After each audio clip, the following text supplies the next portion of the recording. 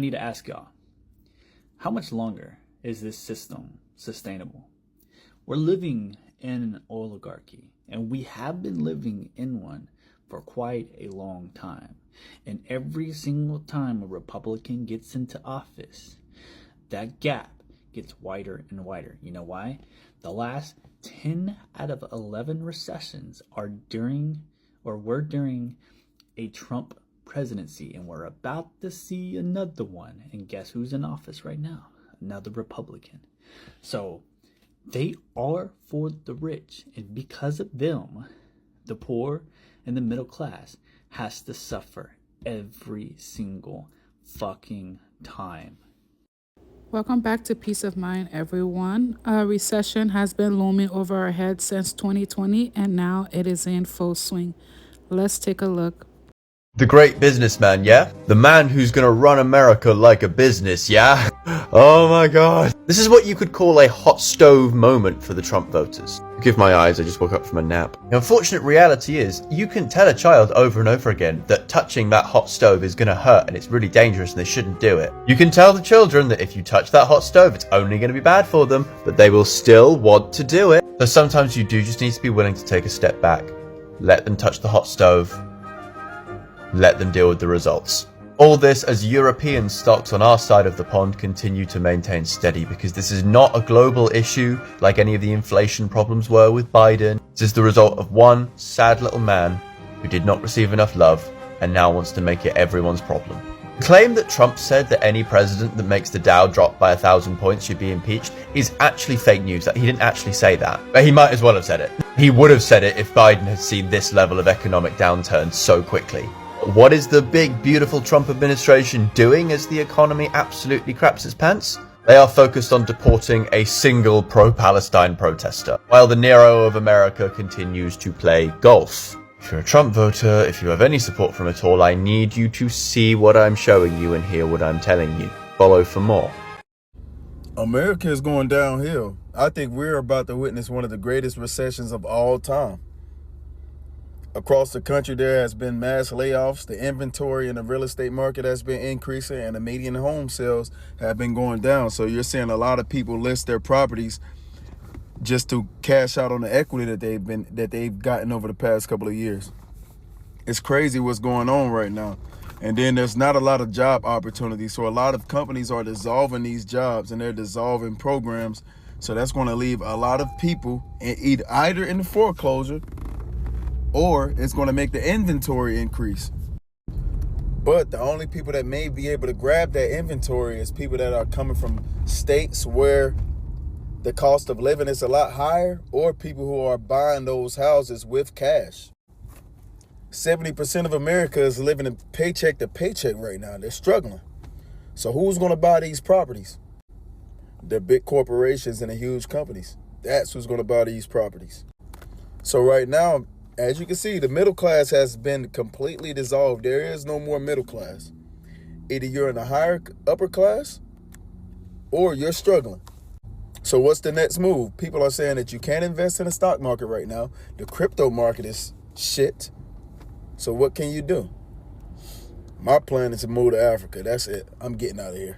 We have some major breaking news. The stock market had its worst day of 2025 so far as recession fears increase due to Donald Trump's disastrous economic policy. And here are the numbers. The NASDAQ went down 4% in one day, keeping it firmly in correction territory. It was the index's third worst point loss ever, with the only two worst coming in the early days of the COVID pandemic. The Dow Jones Industrial Average lost 2.1% or 890 points, and the S&P 500 was down 2.7%, and the Russell 2000 was off nearly 5%. Trump and Elon Musk also had a pretty bad day in the market, with Tesla going down 15.4% and Trump Media and Technology Group going down 11.5%. The business world does not trust Donald Trump as president. His tariffs threatened to put the United States into a recession, and you're seeing that in the market. I would encourage you folks to check your investment portfolios and your retirement accounts, because Donald Trump is in the process of wiping it all out. If TikTok ever gets banned, my Instagram, my YouTube, and my Substack are linked in my bio. That's where I'm going to be. If you're ready for this recession to happen, can I get an amen, please? Amen. Baby, I've been waiting since 2022 for this to go down. But they kept waiting. delaying the inevitable. Boy, this stock market is way too bloated and these prices too damn high. See, I'm an older millennial. We done been through this before, many a time. But it seems like after recession, everything just be on the up and up. I mean, let's think about 1992. Boy, anybody that grew up in the 90s know that was a good time. We done been through the dot-com bust, the financial crisis of 2008. But if you notice during those times, we haven't had a recession in a while. And our spending just went to hell. I mean, we got to reset somehow. It's crazy. A couple months ago, everybody's talking about this housing bust is about to happen. Not this time. Boy, I'm trying to buy a new house. Zillow, here I come. Babe, I've been waiting for them interest rates to go down. Now, unfortunately, it's going to be some pain. There are going to be a few job losses. And as we see what happened in 2022, the government kept on hiring people. And being that Trump's downsizing the government, this will affect government spending too. Face it, it's got to happen. Everybody complaining about prices too high, rent too high, interest rates too high. Trump promised to bring prices down, and this is the way you do it. So Gen Z, congratulations. Although it's been a long time, the recessions come and go. At the end of the day, when the dust settles, we're going to be just fine. It is March 10th, 2025, and finally, Trump admits that a recession is possible. Today, he said that he wouldn't rule out a recession, and at that, the stocks started selling off even more so than they have been. As of about 1:30 p.m. Eastern Time, the Dow had dropped 700 points, the NASDAQ dropped over 700 points, and the S&P 500 has dropped about 150 points. Tech stocks have led the sell-off, which includes Google, Apple, Amazon, Meta, Microsoft, Nvidia, and Tesla. And the VIX index, which measures the volatility in the market, but also measures the fear in the market, skyrocketed. It went up 15% just today. It's been going up steadily over the past week and a half, but it really went up a lot today. Trump continues to push trade wars, of course, with China, Mexico, and Canada, which he knows could very well throw us into a recession. That mixed with, these mass terminations that are going on is not going to be good for the economy. All of these things are really major moves in the economy and definitely will throw us into a recession at this rate. Prices will continue to go up. As inflation continues to go up, people's investments are tanking. Consumer spending is already down. Debt has gone up. Unemployment and underemployment will continue to go up. And it might be time for Trump to finally listen to experts for a change, leave his ego at the door, and consider the people of the United States because, this won't impact billionaires the same way it will impact the people who are living paycheck to paycheck and are already feeling a lot of pain. I knew things were getting more expensive and the economy was kind of headed downwards, but it didn't really hit me until yesterday. I went to Qdoba, got a standard bowl. I didn't get extra meat or nothing like that. Half chicken, half steak.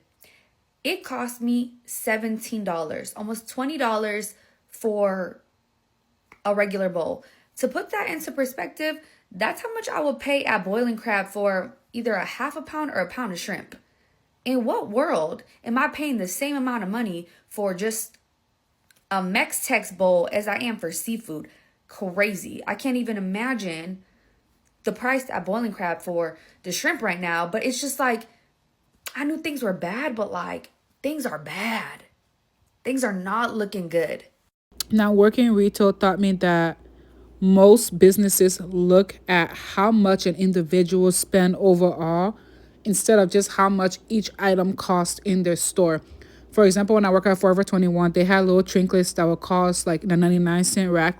Just like Target, they have an area where things cost $1. But if you step outside of that, on average, each of the item costs about $7 to $10 to make sure when you get it out of that store, on average, each person is spending at least $50.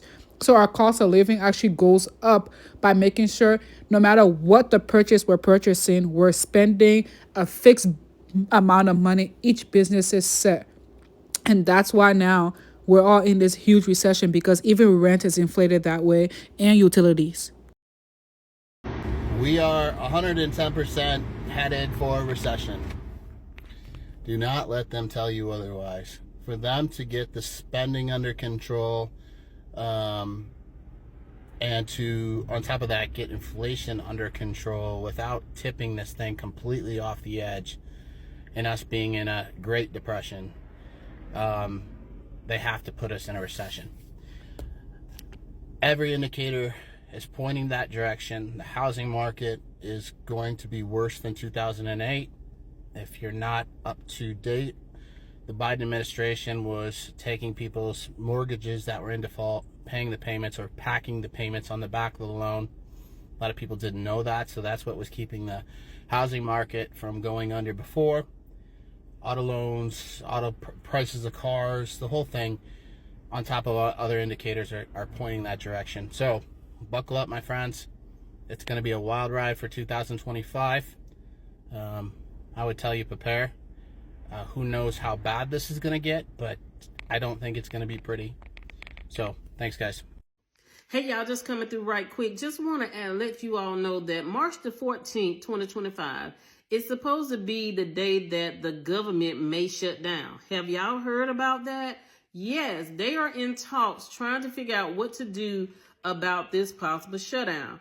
You know, the Democrats are not in agreement with the budget that they have came up with, and they have to have at least 218 people to pass it in the House and at least 60 people to pass it in the Senate, right? So the problem is that the Republicans have not even reached across the line or across the hallway to even ask the Democrats for any say-so in the budget. They just came up with this budget on their own and just want to pass it because they believe that all of the Republicans that they have in office will agree. And if they do agree, they can pass it. And that's what's been happening lately, y'all, because the Republicans has control of the House and the Senate. They have been able to pass these laws without Democrats. So they are getting the backlash from the people when they show up at these town halls. Those Republicans are showing up out there to let them know they are not doing the job that they are supposed to be doing, okay? So we hope that these Republicans go across the hallway and have a conversation or invite the Democrats to the table. Let's come up with something that's bipartisan so that we can pass it and that the people who you're supposed to be serving will be in a better place. What do you all think about this possible government shutdown coming March 14th? You know, one of my best childhood friends put me in student congress with them when we were in high school, and it really opened my eyes to the American judicial system. It made me respect how we operate as Americans, because here we have three different systems coming in place to show respect and unity for its people. Fast forward to 2025, we have one party who's clearly, is the dominant party right now. They have everything in their power, and with great power come great responsibilities, and they're just not choosing not to be respectful at all of the system they put in place to begin with, choosing to completely ignore another party's input in a plan that's set for its people. It's just such a blatant disrespect, but I mean, that's how it's been for the last 6 years since they've chosen to move in a direction they have. It's just really sad to hear that, as leaders, we're just completely going to ignore half half of the other constituents, half of the other people, half of the other say so in the government, just completely moving how we feel because we feel like it will be best for us. It's really sad. It's really sad. I don't know what we're teaching kids. Being a kid, I couldn't wait to be an adult who have a job, who's very responsible, because I just thought being a professional was like the peak, the peak of adulthood is being a professional, and seeing how other professionals are going about handling each other is just so sad.